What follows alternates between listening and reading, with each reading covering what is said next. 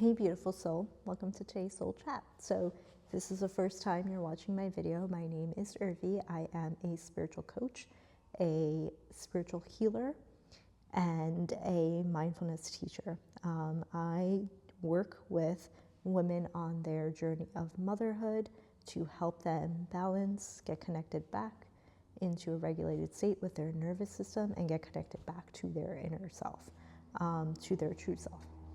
And so today's video, and one of the things that I am hearing a lot in the spiritual community now, is I understand a little bit of everything. I understand like the awakening, I understand what spirituality is, but how are we doing this? Like, how am I supposed to do this? Where do I begin? What is the blueprint, right? And in today's video, I want to break down where you can begin. So the first thing I want to tell you is that there is unlimited amount of information and knowledge because that we are consciousness and we're connected to that consciousness, and that consciousness is unlimited, okay? And then the amount of knowledge and information and intelligence that's in consciousness and pure consciousness is beyond our mind's understanding. We could never understand it with our mind.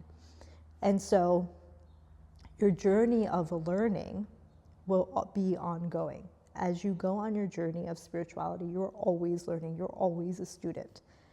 You can be a teacher and a student at the same time, okay?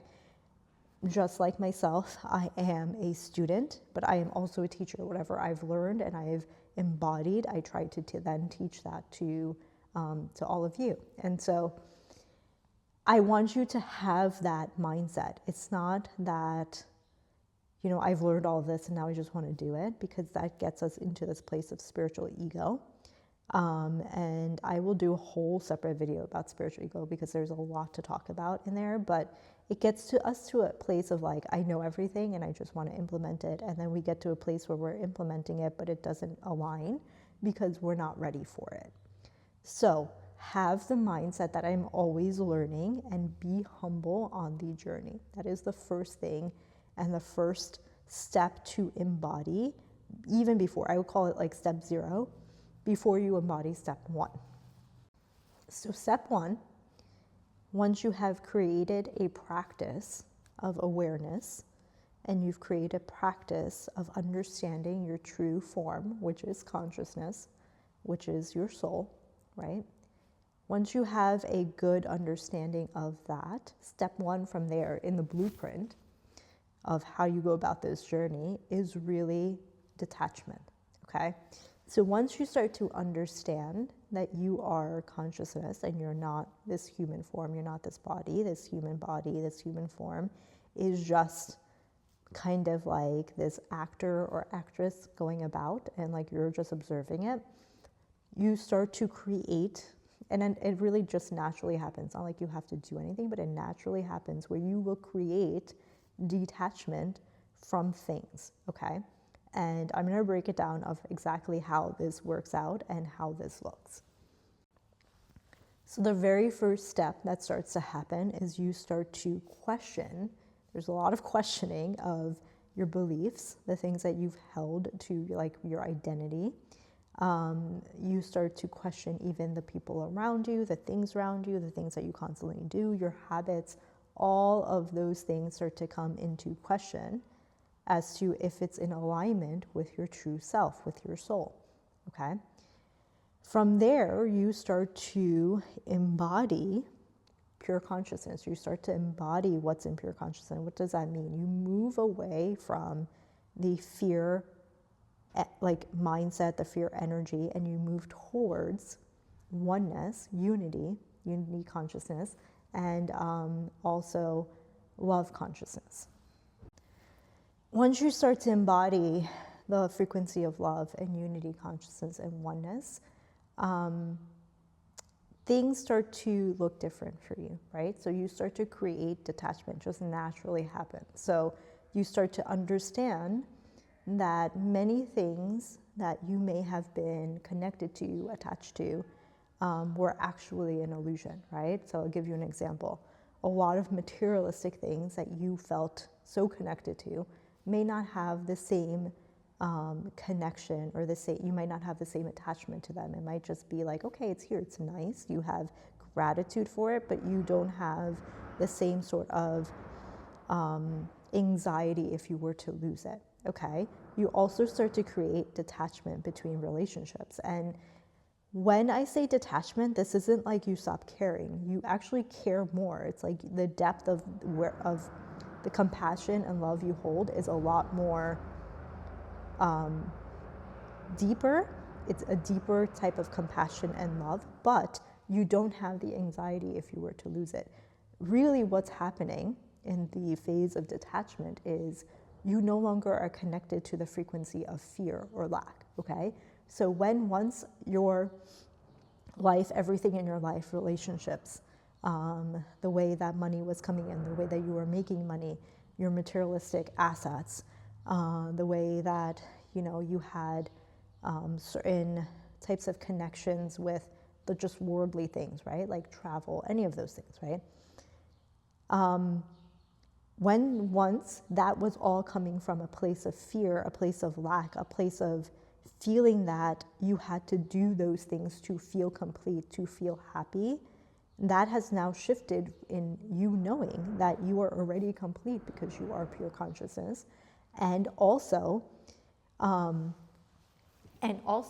we are all one, we're all connected, right? And so it's like no matter what happens within a relationship or when you lose money, it's like you don't have that like fear of,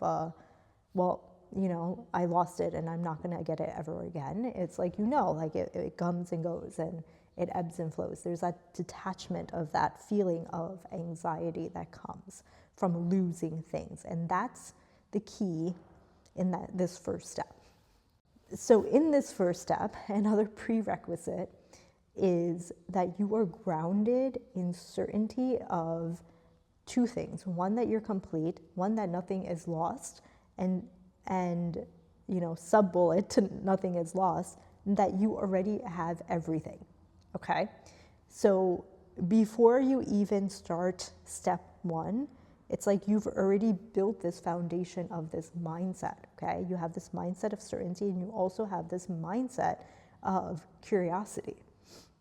That you're always a student in this journey, you're always learning. It's not like you know everything and like you're coming from a place of knowing everything, okay?